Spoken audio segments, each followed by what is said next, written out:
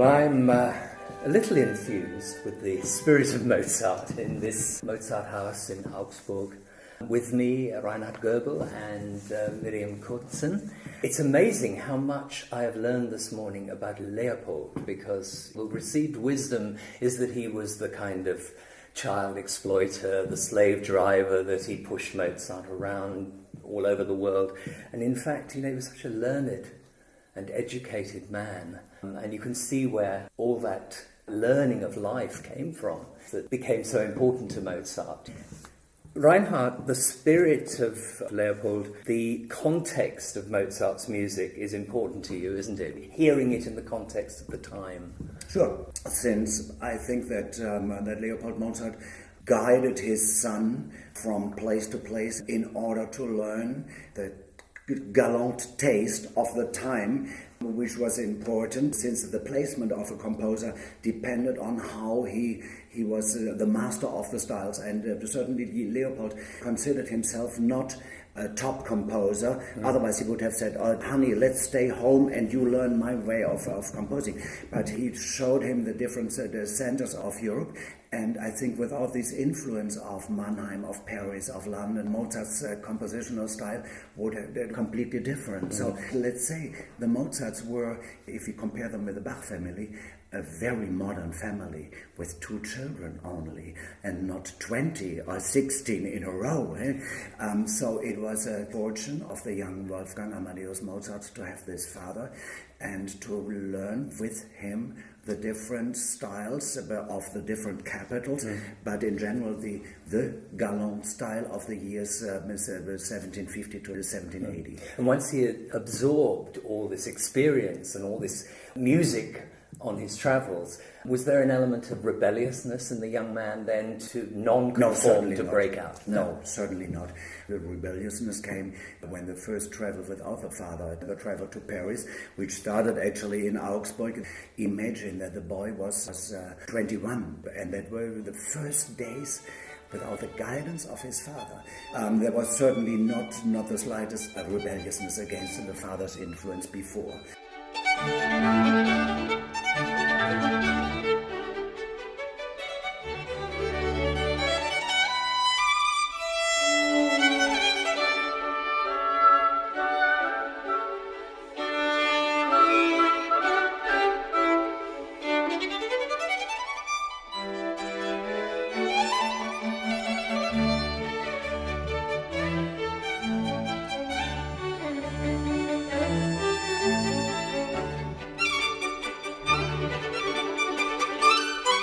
Now, you've recorded together, you and Mirijam, the 6 Mozart Violin Concertos, not 5, 6. KV 271A, which, Reinhard, have you always been convinced that this was a genuine Mozart piece? No, I was only convinced when I started to work with it. Really? When did you first see the score?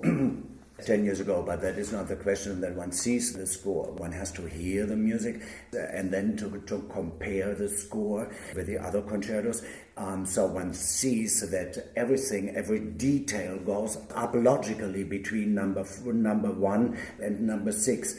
The technical development, the length of the movement, the structure of the movement, everything is a bit to be compared. Number 6 is especially hidden because we don't have an authentic text, means we don't have Mozart's handwriting, but I have a very simple explanation for this.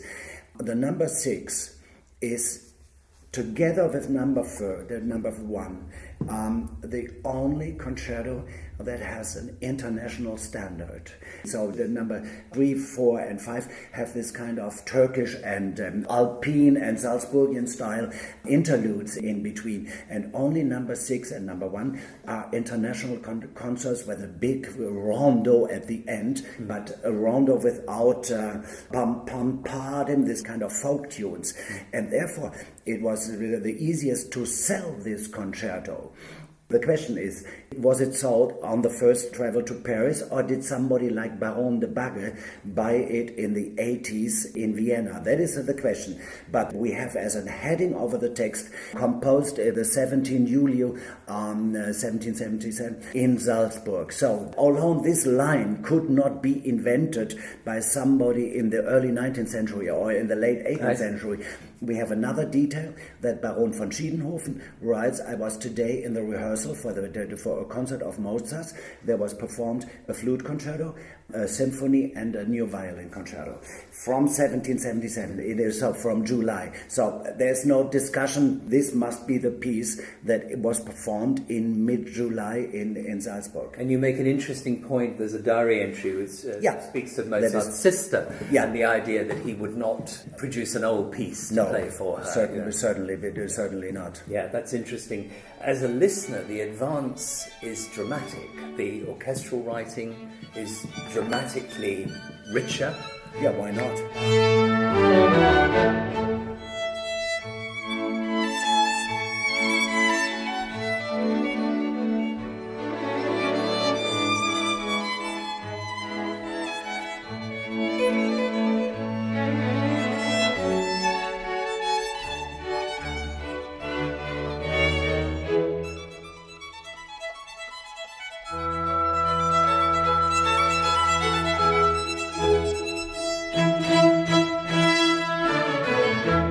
Mirijam, the solo part, a discernible development in technical requirements for it?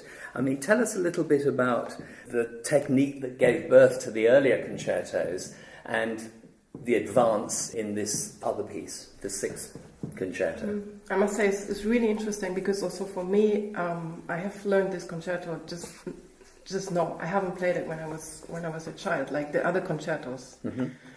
I think it was a great luck when we started to work together. The first pieces that we worked on were actually concertos by Thomas Linley and Franz de Lamotte.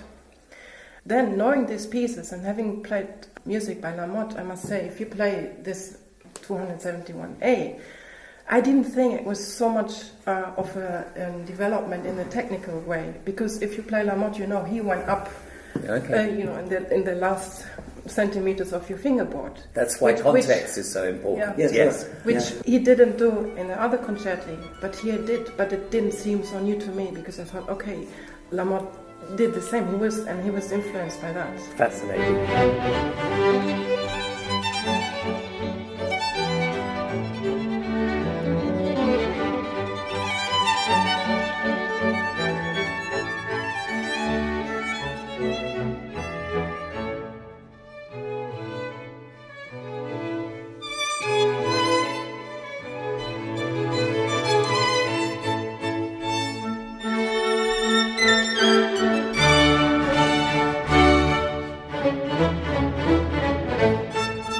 How important was Leopold Mozart's treatise on violin technique to both of you in terms of understanding performance style in these pieces? The pieces tell you how they want to be played. Yes. You need bits of the technical, historical background of the treatise, but it is not the guideline, since the treatise is written to 56 and it reflects Father Mozart's upbringing himself. The music is written 18 till 20 years later, and there is only development if the old rules are ridiculed. Otherwise we would stick still in the caves of the Stonehenge era. There are some things that one, especially the orchestra treatment, which I adopted to the style that Leopold Mozart writes in, but otherwise it reflects what Mirijam already told. It reflects the influence of violinists like Lamotte, since to be in a sort of competition with this style was very important for the young Mozart. So it cannot stick to the third position and to the bowings of Leopold. Otherwise, we discovered in the latest working period we have that perhaps the influence in some details of the ornaments, some details of C.P.E. Bach even do flow in. Since we do need to know that Leopold Mozart was so interested in the music theory of his time that he knew exactly what Philipp Emanuel wrote about trills. In violin music, you only write a trill, but sometimes it means bubble, up, G, and a special ornament. That is for me much more important, to build him in the theory and in the practice of the coming time than in old-fashioned things that date from the 1730s. Well, that's why your program last night worked so well, because we had context. And it was so interesting hearing the C.P.E. Bach piece alongside the Mozart pieces. A big personality there. And then we have the Gluck, which is like an overture almost. It's only a theatre piece. Yes. It is not a symphony. Yes, interesting. Miriam, what have you learned from re-examining this repertoire with Reinhard? I think one of the most powerful experience in the whole years that I've been playing the violin, because I have been playing those concertos for quite a while, learning them when I was 7, 8, 9 already. And imagine, and after 20 years you have to put this away, something that you have learned like your mother tongue, you think. But that is in your system, because you grow up with it. In a way, in the first moment I thought, it's kind of taken away from me. So it's really like, you have to kind of build up a new base that you stand on, and you realize that you have to do that. Of course, promoters request a lot of Mozart in their programs, and I've been playing it a lot. And I thought, how am I going to do this now? Because going on stage with those pieces again was a complete new feeling on stage. Like I had never played this music before, actually. And I was at a point also where I thought, I have kind of an idea of these pieces. I do know what I want to say, but the score doesn't give me the information. What do? I can put a little more feeling here and there, but it was kind of vague. And going back to the roots and really look at the autograph and compare also, and know about the context, about the other composers that Mozart was influenced by, gave me another language, if you want, but also greater freedom, actually. Yes, because well, I was going to say much clearer in what. Okay, now I really understand what he wants. In that sense, that I have much more freedom, because it's not so vague anymore. I go on stage and I know exactly what it is about. The greatest freedom achieved through the greatest discipline, as in so many cases.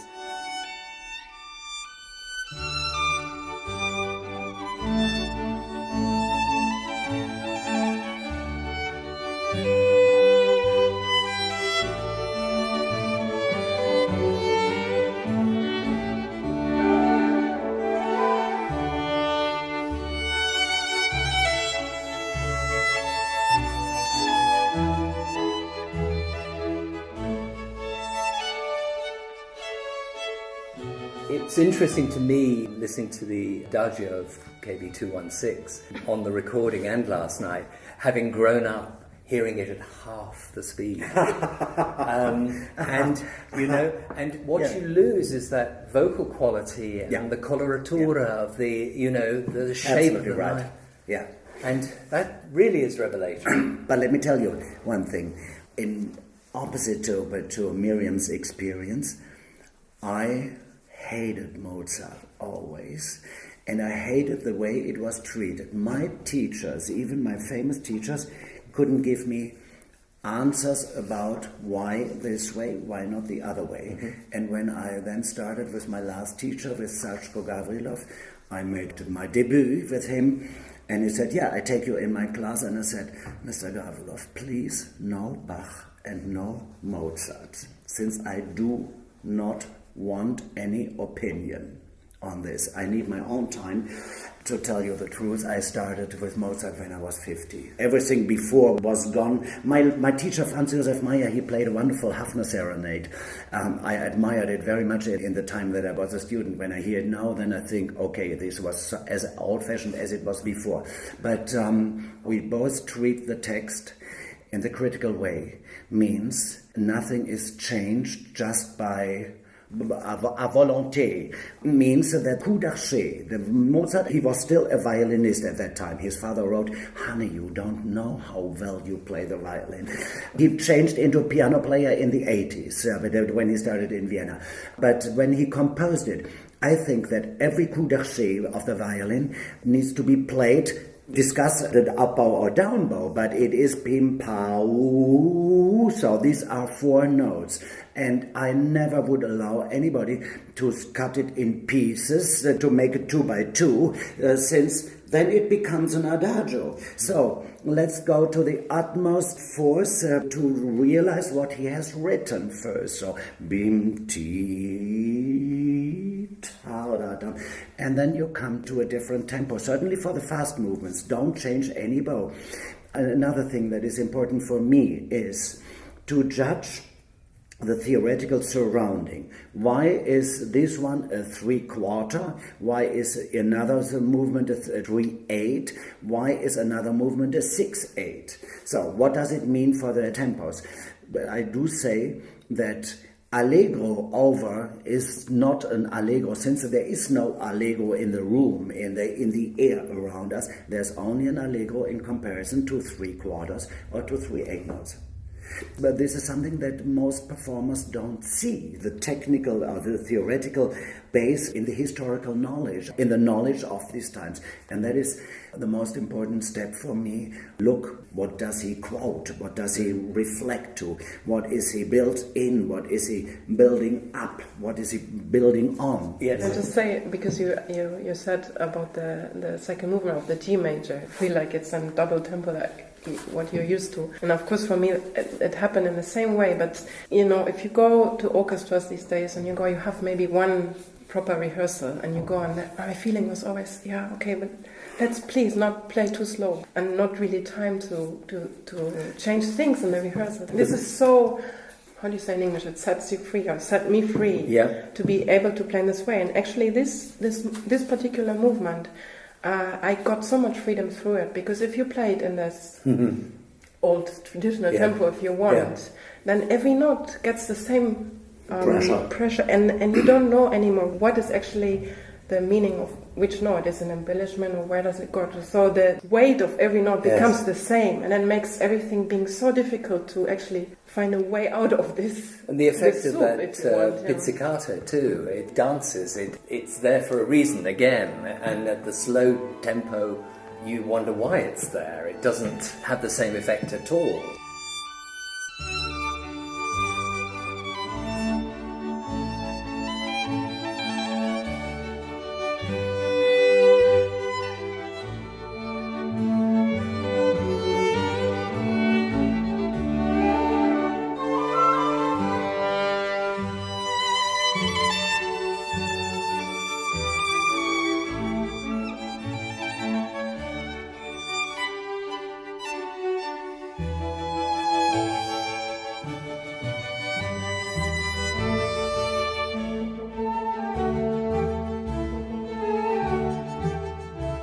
There are so many surprises in this music.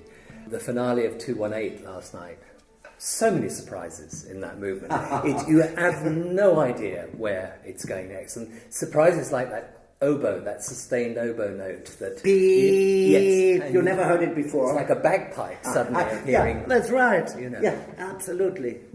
But that is written forte. But I can imagine that the soloist turns around and says, "Oh, could the oboe please play softer?"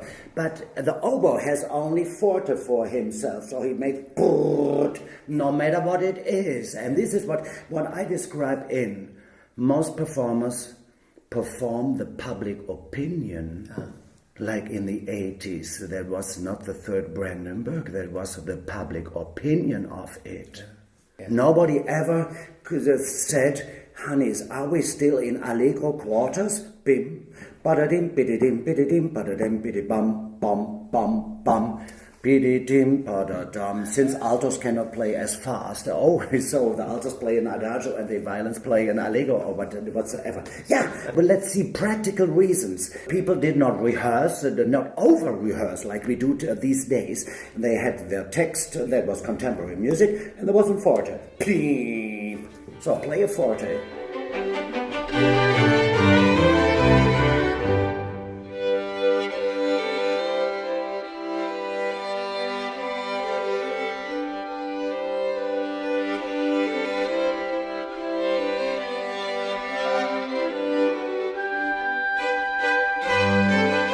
You said something very interesting in your notes for the booklet, Reinhard, about these being scenes for violin, this equating with vocal and operatic almost, because there is a vocal quality to that movement particularly. There's a vocal quality in the invention since the day that Mozart was the first time in an opera in London.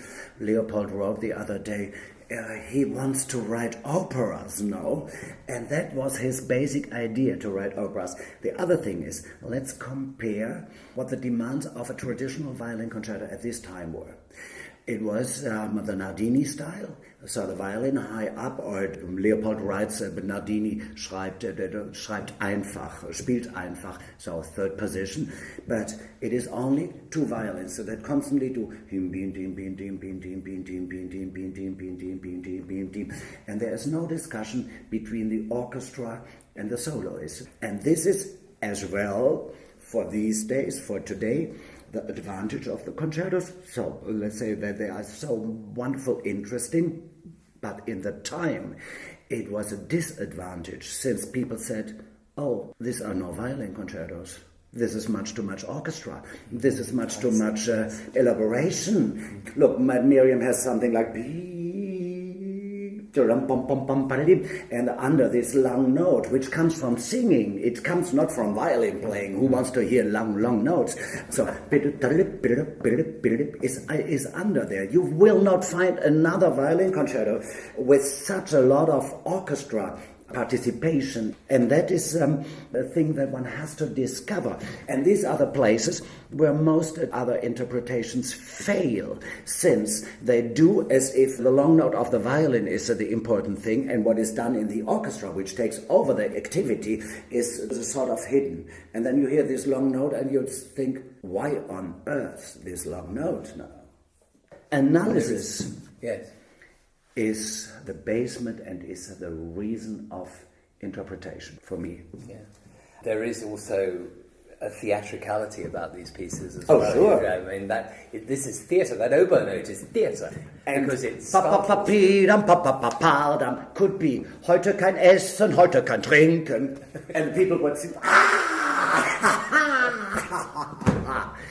yeah, he quotes things that we do not have anymore, like in the Gallen Matthias music, the musical. Certainly, these pieces are fun on stage, and they address the listener of the time with material that he knows.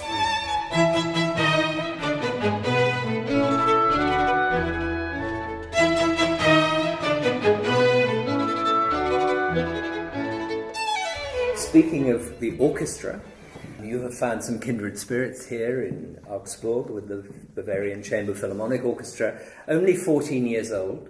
What are the key stylistic elements that you have explored with these players, and why do you feel so comfortable, or do you feel comfortable with them? I'm sure you do. I basically feel comfortable if I'm well enough prepared as a conductor with every ensemble outside Salzburg, where they exactly know how Mozart has to be interpreted and played.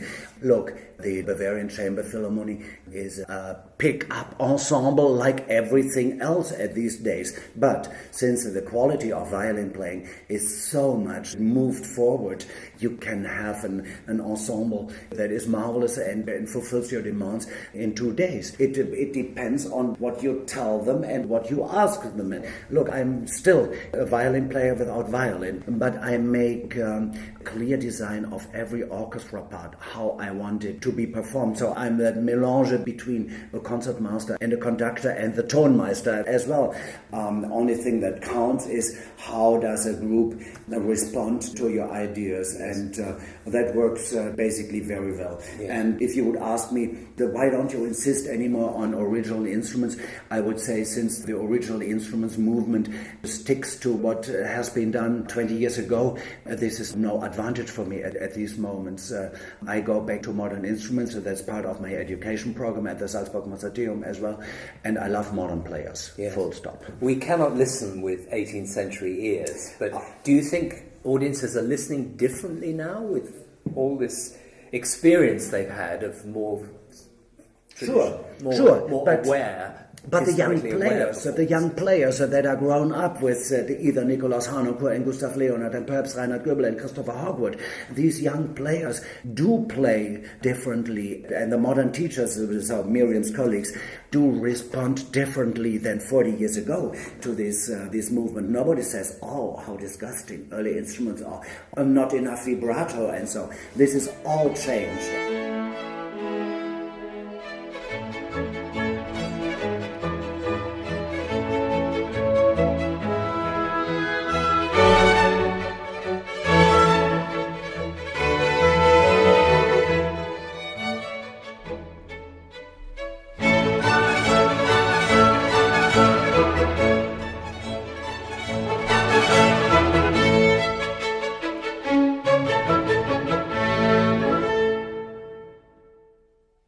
Miriam, tell us about the instrument you play these concertos on, and I'm interested to know whether you have a different instrument for the Romantic repertoire, for the later repertoire, or whether you traverse both on the same instrument. I actually play on the same instrument, so I have my Bayerische violin that I use also for this repertoire, but I do have another bow, which makes a huge difference. The articulation gets much more precise, and actually the things that are demanded, and if you really look into the score and you think, how do I actually play this, it is much easier than on the modern bow, because the modern bow is longer and heavier, so you have to work in a different way, and you actually have to kind of shorten the bow when you play.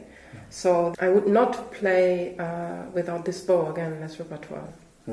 How much diversity of repertoire do you work with at the moment, Miriam? Next month I'm going to play Brahms and I'm going to play the Bartók concerto, so it's this range if you want. What about your journey, Reinhard? Where might you be headed next?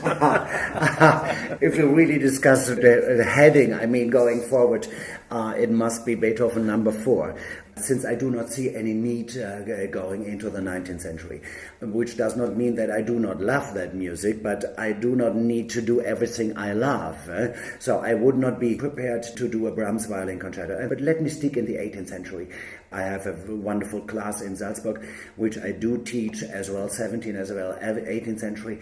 And what I love is doing Linley and Lamotte concertos. So what I do not want to be a Mozart performer just for Mozart. I want to have these experiences from Jomelli and Gluck and Lamotte and Linley and Sarti, and so this is what interests me most and what I will stick to.